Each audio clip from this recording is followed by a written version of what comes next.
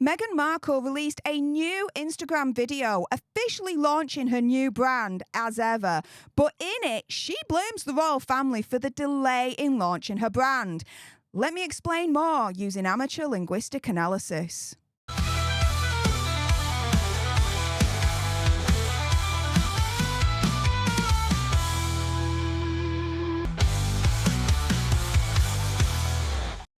Hey up everyone, it's me, Stef The Alter Nerd, your nerdy alternative, and welcome to the Dose of the Daily Nerd, where I break down the royal news and gossip of the day that's pretty much caught my eye. And oh my goodness, yeah, let's jump into this madness, shall we? Because Megxie has released this new Instagram video, officially launching her new brand as ever. But when I use amateur linguistic analysis, I've unlocked what she's really saying to us all, the manipulation tactics she's trying to use on us, and I found that she blames the royal family for the delay in launching as ever. Now, I am an amateur, I'm not an expert. This is all my opinion, conspiracy theory, whatever. Do your own research, come to your own conclusions. So, let's jump into it, shall we? It's recording. Okay. Cat's out of the bag. I'm shocked we've kept this a secret for so long. In 2 weeks, my show is coming out, which I'm so excited for.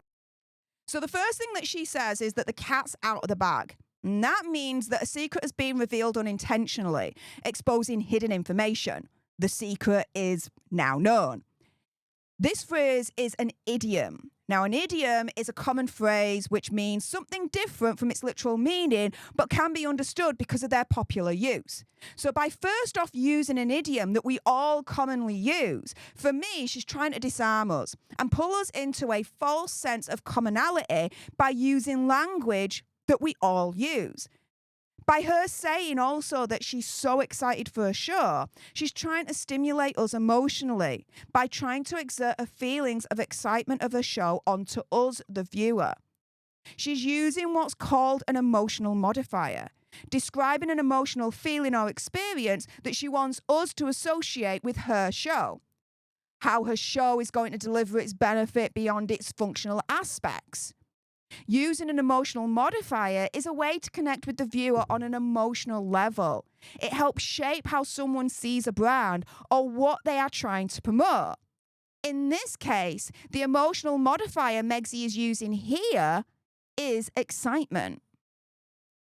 And also my business, which I think there's been a lot of curiosity about. Now, when you watch this video, it's clearly edited. So I wonder why she kept in that laugh at the end. Now, laughter is used as a signal of acceptance and positive interactions with others. It can sometimes be seen as contagious, as the laughter from one person can itself induce laughter from others as a way of garnering positive feedback. So here, for me, she's trying to make a joke out of the situation where there's been so much speculation and commentary on her brand and business. She's trying to get us to laugh at that with her. And for me, it's quite a manipulative move. Last year, I had thought, you know what, American Riviera, that sounds like such a great name. It's my neighborhood. It's a nickname for Santa Barbara. But it limited me to things that were just manufactured and grown in this area. She's trying to rewrite history. She didn't stop using American Riviera Orchard because it limited her to source goods manufactured in the area. In my opinion, and in a lot of your opinions, she stopped it because she was forced to buy the trademark office. Now, for me, what she's doing here is known as political spin. Now, this is language used to manipulate public opinion and thoughts. It tries to influence how people perceive an issue or event. In this case, Megxie is trying to influence your knowledge on what happened with the American Riviera Orchard trademark.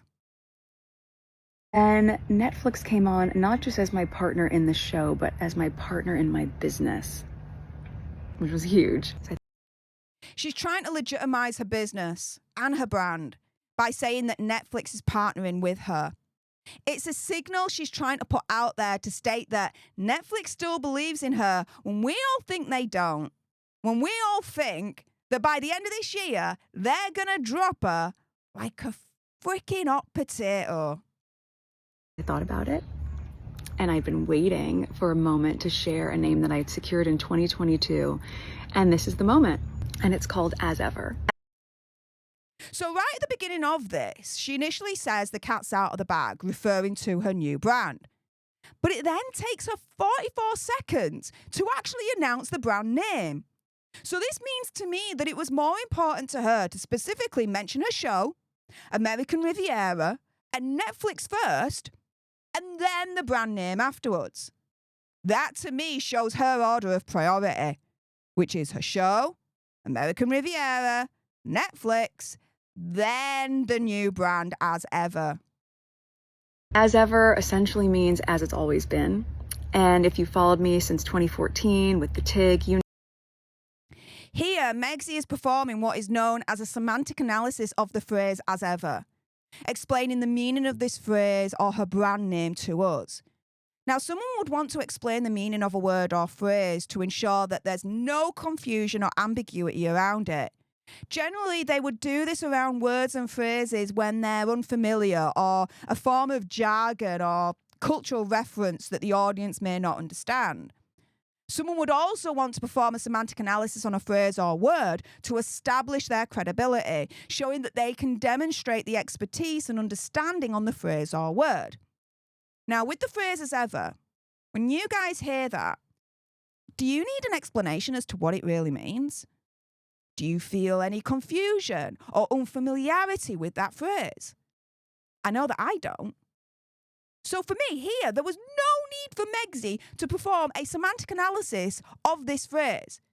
As far as I'm concerned, the audience does not need a lesson that they've already learned. However, there was every need for Megzy to try and assert her dominance over this phrase, doing so by trying to assert her credibility and expertise onto us. Or, as I would put it, she's trying to assert her false credibility and false expertise onto us. know I've always loved cooking and crafting and gardening. This is what I do, and I haven't been able to share it with you in the same way for the past few years, but now I can. She says here, first up, you know. Now, this is known as a discourse marker. It's used to signify the person's attempt to establish common knowledge or understanding with the audience, to create a sense of alignment and common ground with the audience.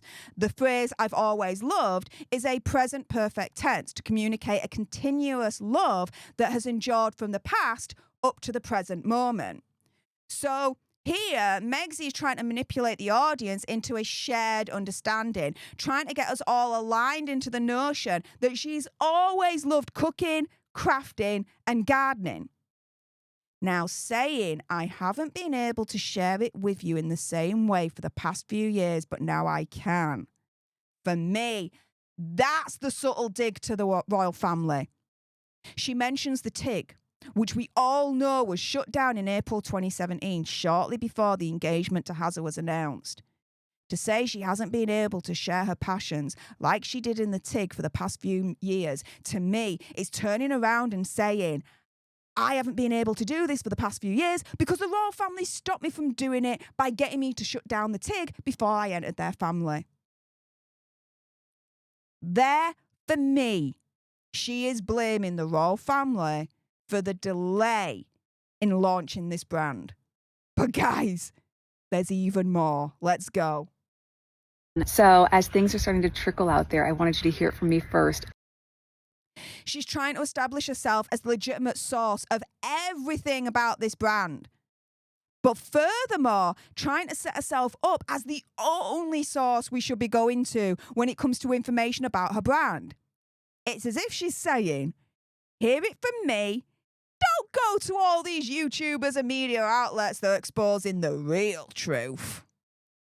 Of course there will be fruit preserves. I think we're all clear at this point that jam is my jam. So the phrase, of course, is used to indicate that something is obvious and is to be expected. It implies a sense of confirmation with the audience, that they should already know the answer. In this case, of course we, the audience, all know that there'll be fruit preserves. But why does Megzy need to point this out? Well, for me, it was to set her up for the next bit she says to try and make her more relatable and likeable. Straight after, she uses what's known as an informal expression. In this case, saying, jam is my jam. Saying, that's my jam. This indicates someone really liking or enjoying something. It indicates a strong preference or enthusiasm for something in particular. It's a phrase that she's using to tell us her personal tastes and preferences. She really wants us to know that she believes in what she's selling because she really, really likes it.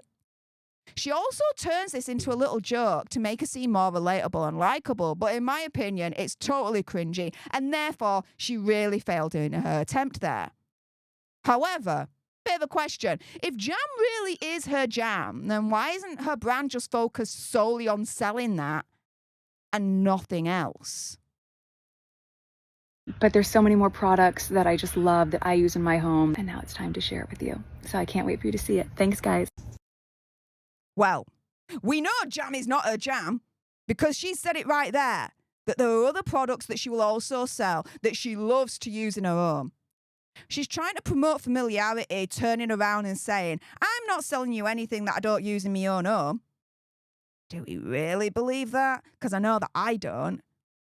Now, she ends by saying, thanks, guys. Now, when someone thanks you, they're expressing gratitude. Here, she's using an informal expression that derives from the formal version of, thank you, everyone. She's trying to end it informally as a way of being like, I'm your mate. Here are some things I'd recommend you get for your home that I love using in my own home. Thanks, you guys. It's like she's saying, I'm on the same level as you. I'm one of the guys. Now, on a side note, I don't mind the term thanks, guys. Actually, I use it a lot. I see it as gender neutral, a gender neutral way of expressing gratitude. However, as a little side note, again, Megzy could actually get into trouble with parts of the woke crowd who may not appreciate her addressing the female section of the audience as guys. But with that being said, that is it for my full amateur linguistic analysis of Megzy's newest Instagram video where she is officially launching her new brand as ever. What did you guys think to my analysis? Was there something that I missed that you were able to catch? Let me know in the comments down below. On your way out, if you want more of these videos, then make sure you subscribe to join our Alter Nerd tribe. Like, share, comment down below your opinion, conspiracy theories, whatevers. Thank you so much for tuning into this video. I appreciate all your faces. And until the next time, you guys, laters.